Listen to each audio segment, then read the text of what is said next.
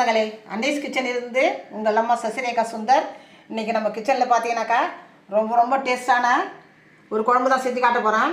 இது பார்த்தீங்கன்னாக்கா அப்பள குழம்புன்னு பேர். அதுக்கு என்னென்ன பொருள் வச்சுக்கணும்னு பார்க்கலாமாங்க. சின்ன வெங்காயம் பார்த்தீங்கன்னாக்கா ஒரு கைப்பிடி அளவுக்கு நல்லா கழுவிட்டு கட் பண்ணி வச்சுருக்கேன். ஒரு 6-7 பூண்டு பல்லும் கட் பண்ணி வச்சுருக்கேன். ஒரு மீடியம் சைஸ் தக்காளி பார்த்தீங்கன்னா அதே நல்லா கழுவிட்டு கட் பண்ணி வச்சுருக்கேன். கொஞ்சமாக கருவேப்பிலை. புளி பார்த்தீங்கன்னாக்கா மீடியம் சைஸ் எலுமிச்சம் அளவுக்கு நல்லா கரைச்சி வச்சுருக்கிறேன். தாளிக்கிறதுக்கு பார்த்தீங்கன்னா நல்லெண்ணெய், கடுகு பார்த்தீங்கன்னா 1/2 டீஸ்பூனு, ஜீரகம் ஒரு 1/2 டீஸ்பூனு, 1/4 டீஸ்பூன் வெந்தயம், தேவையான அளவுக்கு மிளகாய்த்தூள், தேவையான அளவுக்கு உப்பு எடுத்துக்கலாம். அப்பள குழம்புக்கு பார்த்தீங்கன்னாக்கா அப்பளத்தை நான் வறுத்து வச்சுருக்கேன். இது பார்த்தீங்கன்னா மீடியம் சைஸாக இருக்கிற விட்டு ஒரு 6 அப்பளம் போட்டிருக்கேன். நல்ல பெரிய அப்பளமாக தான் ஒரு 3 போட்டால் கூட போதும், 2லேருந்து 3 போட்டால் கூட போதும். இப்போ இந்த புளியில் பார்த்தீங்கன்னாக்கா மிளகாய்த்தூள் உப்புலாம் கலந்துக்கலாம்.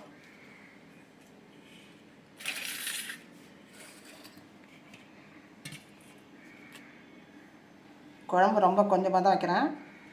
அதனால் பார்த்தீங்கன்னாக்கா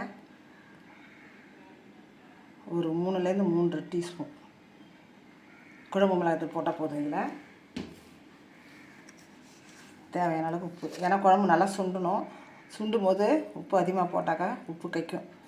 அதனால் நம்ம திட்டமாக உப்பு போட்டாச்சு.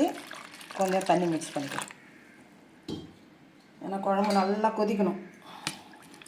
இந்த மிளகாத்தூள்லாம் பார்த்தீங்கன்னா அந்த வாடை இல்லாத இருக்கணும். மிளகாத்தூளுடைய பச்சை வாடை இல்லாத இருக்கணும். கரைச்சி ரெடி ஆகிடுச்சு குழம்பு. எப்படி தாளிக்கிறதுன்னு பார்க்கலாம் வாங்க.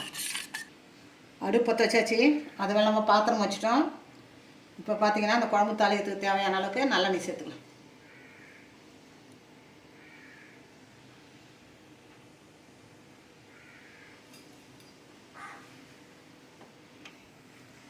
எண்ணெய் நல்லா காஞ்சிடுது.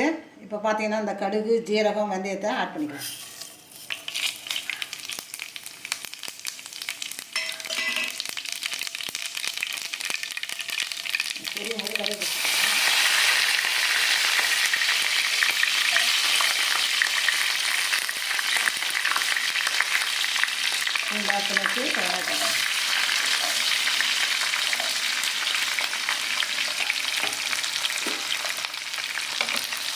தாளிக்கும் போது பார்த்தீங்கன்னா மீடியம் ஃப்ளேம் வச்சுக்கோங்க. இல்லைன்னா முகத்தில் தான் வந்து கடுகுலாம் வந்து அடிக்கும்.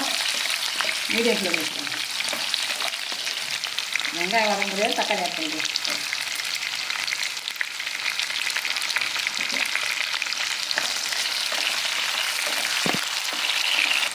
வெங்காய தக்காளி நல்லா வதக்கிட்டு இப்போ நம்ம குழம்பு ஆட் பண்ணிக்கலாம்.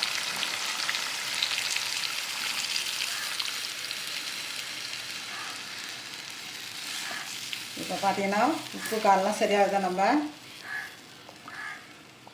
வாயில் ஊற்றி பார்த்துக்க வேண்டியது தான். காரெல்லாம் கம்மியாக இருந்தால் கூட கொஞ்சமாக மிளகாத்தூள் ஆட் பண்ணிக்கலாம். உப்பு கம்மியாக இருந்தால் பிரச்சனை இல்லை. ஏன்னா குழம்பு சுண்டும் போது உப்பு நம்ம அதிகமாக போட்டோம்னா உப்பு கறிக்க ஆரம்பிச்சிடும். இப்போ இதை ஒரு மூடி போட்டு ஒரு 5 நிமிஷம் நல்லா கொதிக்க வைக்கணும். மூடி போட்டாச்சு. நல்லா ஒரு 5 நிமிஷத்துக்கு கொதிக்கட்டும். அதுக்கப்புறம் திறந்து பார்க்கலாம். 5 நிமிஷத்துக்கு மேலே ஆயிடுச்சு. குழம்பு பார்த்திங்கன்னா நல்லா கொதிச்சுட்டு நல்லா கொதித்து சுண்டி வந்துடுது. இப்போ நம்ம அப்பளத்தை புட்டு போட வேண்டியதாங்க.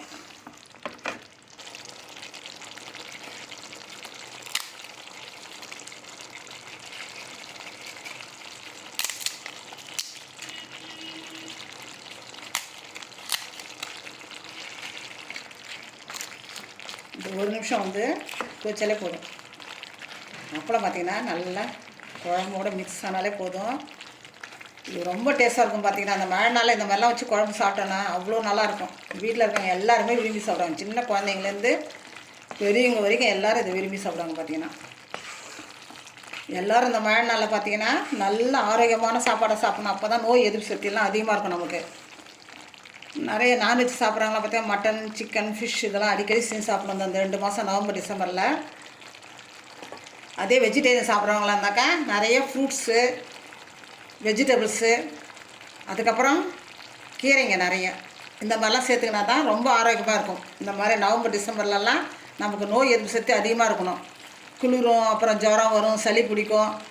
இந்த மாதிரிலாம் எல்லாமே நம்ம வராத இருக்கிறது, வருமுன் காக்கிறது தான் நம்ம நல்லது. அதனால் நம்ம ஃபுட்டில் பார்த்தீங்கன்னாக்கா நிறைய காய்கறிகள் சேர்க்கணும்.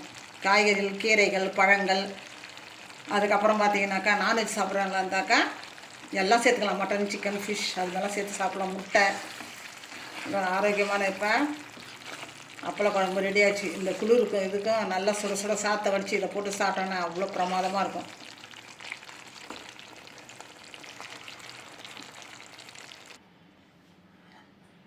நம்ம அனஸ் கிச்சனில் பார்த்தீங்கன்னா இன்றைக்கி சூப்பராக நம்ம அப்பள குழம்பு ரெடி பண்ணி காட்டிட்டேன். நான் ரொம்ப சிம்பிள், வீட்டில் இருக்கிறத வச்சே நம்ம இந்த குழம்பு ரெடி பண்ணிடலாம்.